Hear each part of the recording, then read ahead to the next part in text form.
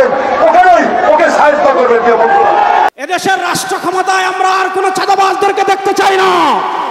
এদেশের রাষ্ট্র ক্ষমতায় আর কোনো টেন্ডারবাজকে দেখতে চাই না। এদেশের রাষ্ট্র ক্ষমতায় আর কোনো ভারতের দালালকে দেখতে চাই না।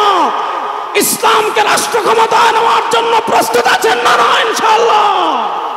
2024-এর জুলাই আগস্টের গণবিপ্লবের পর আমরা একদল খুনিকে তাড়িয়েছি, তাড়ানোর 9 মাস হয় নাই আরেক দল খুনি বাংলাদেশে তৈরি হয়ে গিয়েছে।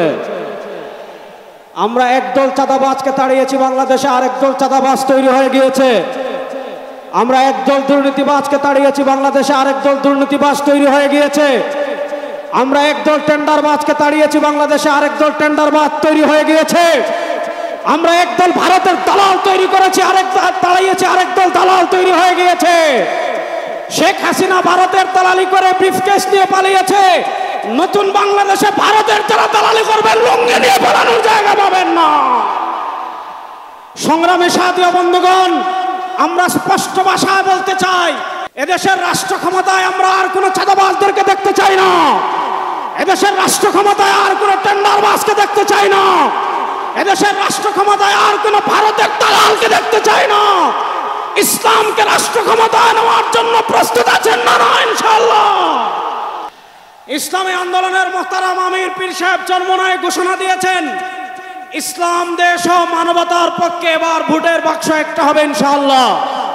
আমরা স্পষ্ট ভাষায় বলেছি, এদেশে আমরা আওয়ামী লীগকে দেখেছি, এদেশে আমরা বিএনপিকে দেখেছি, এদেশে আমরা জাতীয় পার্টিকে দেখেছি। তারা কেউ মানুষের ভাগ্যের পরিবর্তন করতে পারে নাই, মুক্তিযুদ্ধের প্রকৃত চেতনা বাস্তবায়ন করতে পারে নাই। এবার একটা চেতনা বাকি আছে, সেই চেতনার নাম ইসলাম।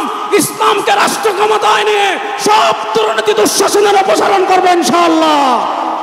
সর্বশেষ একটা কথা বলে আমি আমার বক্তব্য শেষ করব। আপনারা জানেন, সমাজের বিভিন্ন জায়গায় যখন দুর্গন্ধ ছড়িয়ে পড়ে, দুর্গন্ধ তাড়ানোর জন্য বাতাসের প্রয়োজন আছে না নাই? আমাদের রাজনীতিতে দুর্গন্ধ, আমাদের সংসদে দুর্গন্ধ, আমাদের বিচার ব্যবস্থায় দুর্গন্ধ, আমাদের অর্থনীতিতে দুর্গন্ধ। 52 বছর যারা রাষ্ট্র পরিচালনা করেছে, এদেশের সারা দুর্গন্ধই ছড়িয়েছে। এই দুর্গন্ধকে দূর করার জন্য বাতাসের প্রয়োজন আছে। সেই পুরা বাংলাদেশে এবার বাতাস হবে হাত পাখা ইনশাআল্লাহ।